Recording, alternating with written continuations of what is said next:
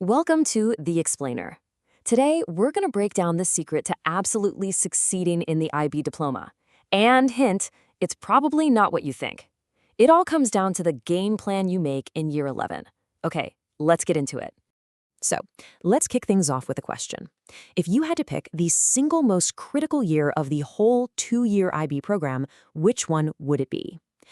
Most people, they'd immediately say year 12. That's the year with the final exams, the big push, right? Well, most people would be dead wrong. And here's the surprise. The real key to doing well in the IB isn't your final year. It's the year that doesn't even count toward your final diploma score. That's right. The secret to winning the IB is all about what you do in year 11. To really get this, you've got to change how you look at the whole program. Think of the IB as a marathon, not some last-minute sprint to the finish line. And year 11?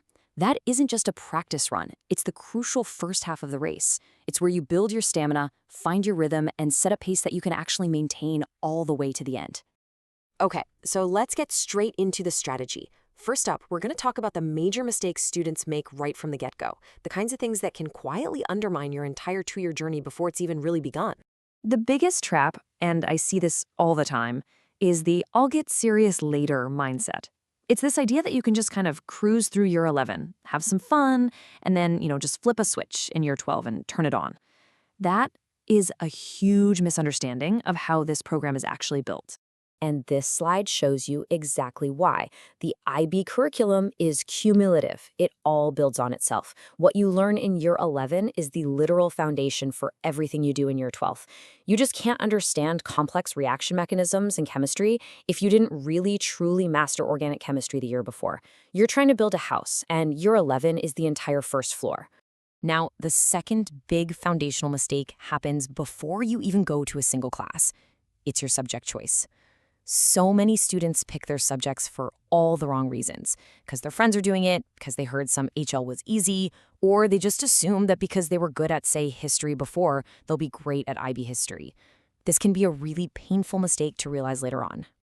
So what's the fix? You've got to do your homework. And I mean really do your research. Go find the official IB subject guides online. Read them. Find out what's actually in the course. You need to know that IB history isn't about dates, it's about intense analytical writing, or that IB physics is heavy on mathematical modeling. Pick the subjects you're actually interested in and that you're prepared to tackle at an IB level. Okay, let's keep going. This next set of mistakes is all about forgetting the core parts of the IB program, basically ignoring the unique rules of the game you've signed up to play. Now, have a look at this. What's so powerful here is that huge slice for internal assessments. Think about it. A massive 20 to 25% of your final grade in pretty much every subject is decided before you even walk into that final exam hall. That's huge. And yet, this is where so many students just drop the ball. They treat the IA like it's some small homework assignment, not the massive chunk of their grade that it actually is. A really strong IA is like your safety net. It gives you this incredible buffer and takes a ton of pressure off that one single high-stakes final exam. And the exact same logic applies to CAS. The trap is obvious. You put it off, and then you're scrambling to finish it in year 12 when you're already buried under final revisions and university applications. The solution is just as obvious. Get most of it, like 70 or 80%, knocked out in year 11. Your future self will seriously thank you. And here is one of the biggest secrets of the IB that isn't a secret at all. The IB literally gives you the rule book, the syllabus, the subject guide. It tells you exactly what you need to know and what could be on the exam. It's your map to success, and it's wild how many students just never bother to read it. All right, next up, the daily grind. We're talking about habits. These are the little things that might not seem like a big deal day to day, but trust me, over 2 years, they compound into either a massive advantage or a really serious problem. Let's talk about notes. I want you to just picture it. It's a few weeks before your final exams in year 12. What do you want in front of you?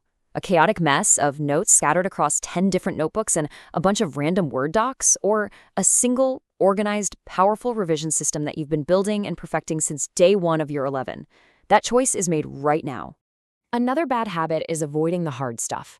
It's human nature, right? You hit a topic you don't get, and you just kind of skip over it, hoping it'll make sense later. Well, it won't. You need a system, a plan of attack for confusion. You have to tackle it head on, within a day or two, before that small gap in your knowledge turns into a giant canyon. And this slide just nails the difference between being busy and being productive.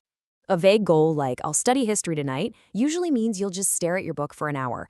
But a specific goal, an actionable goal, like, I'm going to outline one essay plan, well, that produces a real result. You have to plan the work, not just show up for it.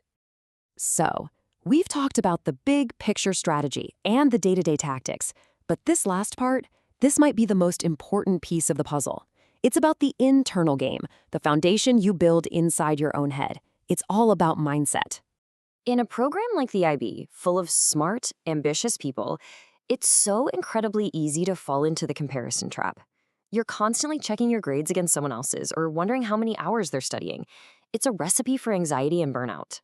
So the fix here is to just completely reframe your perspective. You have to flip the script. The only person you are competing against is who you were yesterday. That's it. Focus on your own journey, track your own progress, and celebrate your own improvements. Someone else getting a 7 doesn't stop you from getting one. Okay, let's bring this full circle back to a hard fact we started with. The number of grades from year 11 that will ever appear on your final official IB diploma is exactly 0. A big fat 0, not a single one.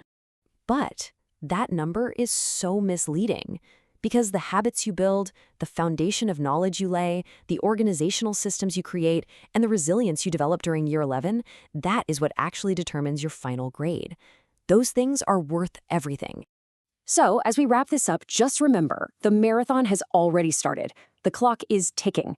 The real question isn't just about whether you'll finish, but about how you choose to run this race, starting right now, today. So how are you going to set your pace?